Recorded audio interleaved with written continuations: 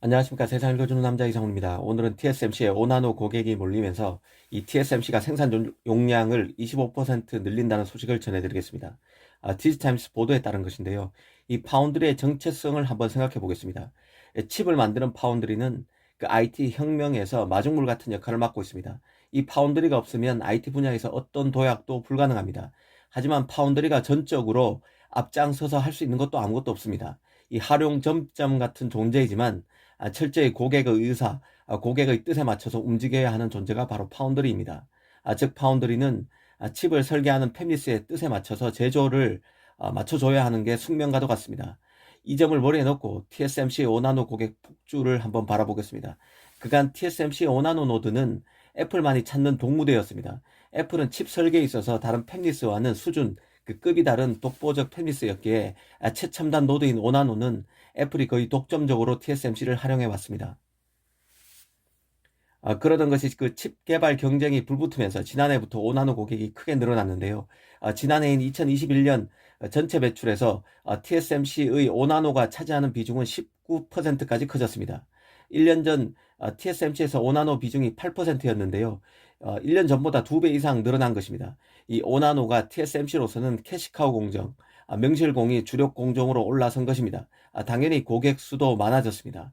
애플뿐만 아니라 AMD, 엔비디아, 미디어텍 등이 5나노 용량을 쓰고 있습니다. 그래서 TSMC가 올해 그 전년 대비 5나노 생산 용량을 25% 올린다는 것입니다. TSMC는 올 한해 그 400억에서 최대 440억 달러의 그 자본 지출을 계획하고 있다고 밝혔었는데요. 최대 하나 50조에 육박하는 금액입니다. 이 자금 중 7, 80%가 5나노, 7나노, 3나노, 2나노에 투입된다고 했는데 5나노 용량이 25% 증가라는 결과로 이어지는 것 같습니다. 그 TSMC 5나노는 고객이 다양한 것만큼이나 그 5나노 안에서 노드의 변형이 다채롭습니다.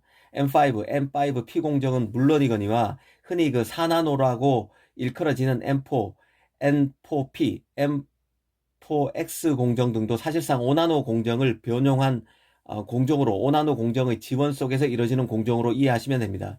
이 TSMC가 올해 5나노 공정 용량을 25% 늘린다고는 하지만 워낙 팹리스가 몰려서 팹리스 입장에서는 생산 용량을 확보하기가 어려운 것도 사실인 것 같습니다. 이런 것들은 외신 등을 통해서 유추 가능한데요.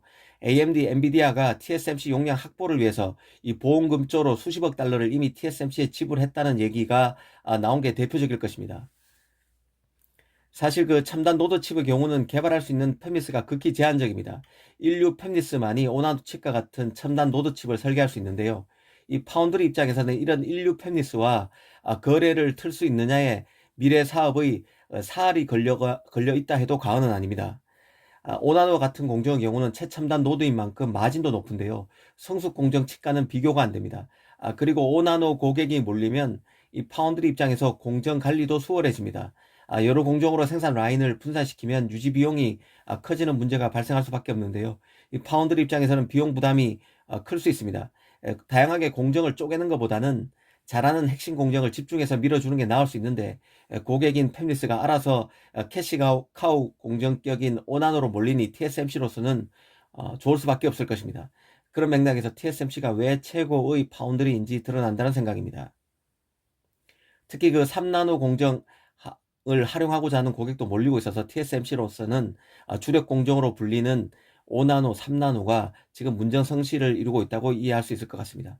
이 여담으로 엔비디아의 젠슨왕이 파운드리 재진출을 선언한 인텔에도 칩을 맡길 수 있다는 뉘앙스의 발언을 했는데요. 이 젠슨왕의 발언은 원론적이긴 하지만 여러 차원에서 의미 있는 발언으로 볼 수 있습니다.